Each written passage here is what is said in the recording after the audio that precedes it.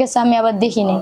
পরে ঘরটা খোলা আসল, পরে ঘরের মধ্যে ঢুকে দেয় আমি আর আমার দেও এক বিছানা ধুয়ে এগুলা করতেছি। পরে এসে আমার স্বামী সেদিনকে আমার দেওয়ার একটা থাপ্পড় মারছে, আমার মারছে 10-12টা থাপ্পড় মাইরে। পরে বললো যে তোর সাথে আমি আর থাকতে পারবো না, তুই এই কামটা কেমনে করলে আমার ছোট ভাই সাথে। আমি পরে বললাম কেন, আমি কি করছি? পরে বললো কি যে আমার দেওয়ার তুই আমার ছোট ভাইরে ফাঁসাইছিস।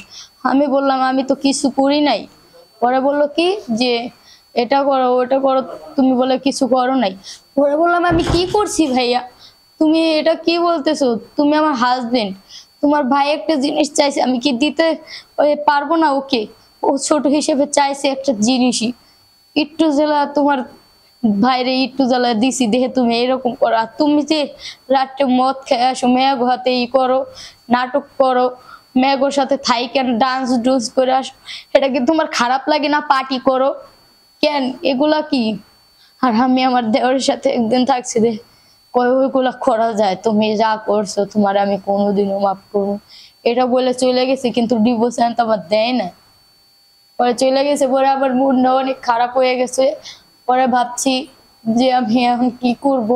আমার দেওরে পরে বলে কি কি করলাম ভাবি, আপনার জীবনটা আমি নষ্ট করলাম আমার যে একটা খুশির কারণে। পরে বললাম না তোমার কিছু হয়নি, তুমি কিছু করোনি। আসসালামু আলাইকুম আপু। ওয়ালাইকুম আসসালাম। আপু, একটা ব্যাপার শুনতে পারলাম যে আপনার নাকি আপনার দেবরের সাথে সম্পর্ক ছিল দেখে আপনার জামাই আপনার ডিভোর্স দিয়েছে, ঘটনাটা কি সত্যি? কেন এই কাজ করতে গেছেন কেন আপনি? আমি মানে কি আমার দেওরে আমার ভালোবাসতো, আমার আইসা একবার কয় কি ভাবি আমি তোমাকে ভালোবাসি। আমি পরে বললাম তাই না কি দেওর? পরে বললো হ্যাঁ ভাবি। আমি কই কি দেওর জি, আমি তো মনে করো তোমার ভাইয়ের বউ, তুমি তো বুঝবি, তুমি আগে আমার বিয়ে করে হলাই তাই এটা বলছি। পরে ও না অনেক পাগলের মতন করে, আবার আমি তো ওরে নিজের ছোট ভাইয়ের মতনই দেখি।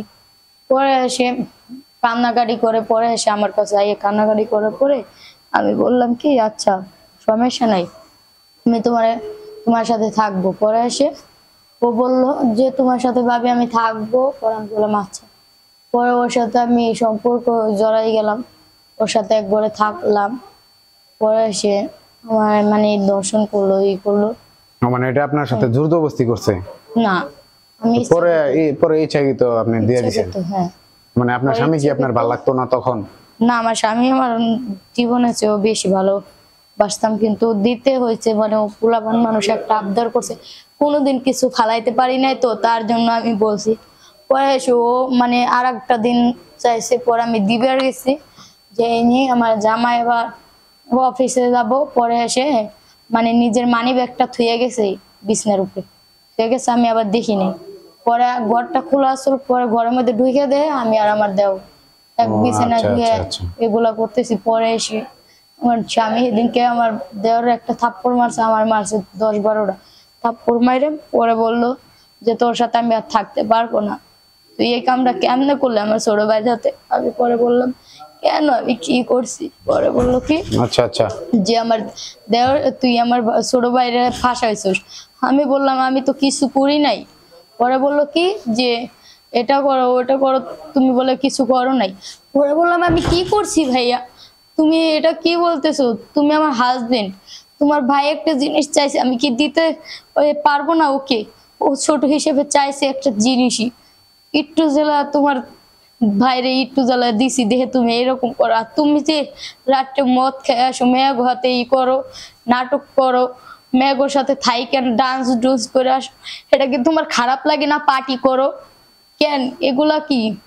আর আমি আমার দেওরের সাথে একদিন থাকছি দে ওইগুলা করা যায়? তুমি যা করছো তোমার আমি কোনোদিনও মাফ করবো, এটা বলে চলে গেছে। কিন্তু ডিভোর্স তো আমার দেয় না।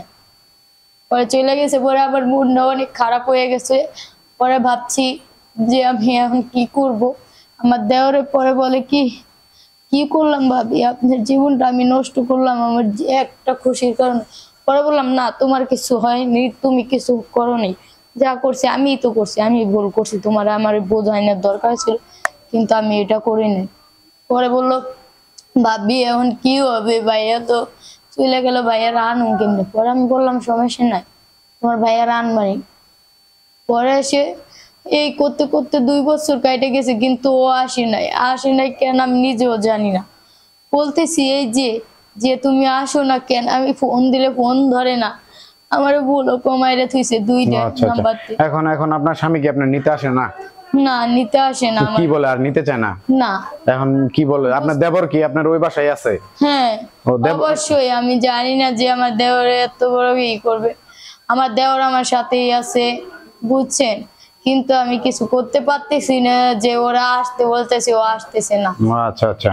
তাই এখন আপনি কি চাইতেছেন? আপনি কি আপনার স্বামীর ঘরে ফেরত যাইতে হ্যাঁ, চাইতেছেন? আমি আমার স্বামীরে ফেরত চাইতেছি, কারণ ওরা আমি অনেক ভালোবাসি। ওর ছোট ভাইরে যেমন। তো অবশ্যই যদি আপনার এই যে ভিডিওটি আপনার স্বামী দেখে, তাহলে হয়তো আপনি আপনার স্বামীর জন্য কিছু বলবেন কিনা? হ্যাঁ, আমি চাই আমার স্বামী আমার কাছে ফেরত আসুক আবারও। আমি এটা ছাড়া আমি ওর ছাড়া থাকতে পারবো না।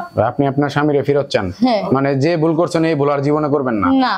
আচ্ছা, যাই হোক দর্শক, উনি ওনার ভুল বুঝতে পারছে। আসলে ভুল বুঝলে আল্লাহ তাকে মাফ করে। উনি যে আমার এই ভুলটা করছে, সম্পর্কটা করা উচিত হয় নাই। জি জি, উনি ওরা আমি বুঝাইলেই পারতাম। উনি যে ভুলটা করছে আসলে সে নিজে এখন অনুতপ্ত। সে তার স্বামীকে অনেক ভালোবাসে, হয়তো দেবরের কথাই পরে সে একটা মায়ায় পড়ে গিয়েছিল, যার কারণে এমন হয়েছে। যাই হোক, যদি ওনার স্বামী হিসেবে আপনি দেখে থাকেন, যদি আপনার ওয়াইফের ভিডিওটি দেখেন, আপনার স্বামীর নাম কি? আমার স্বামীর নাম হলো রাশিদ। রাশেদ?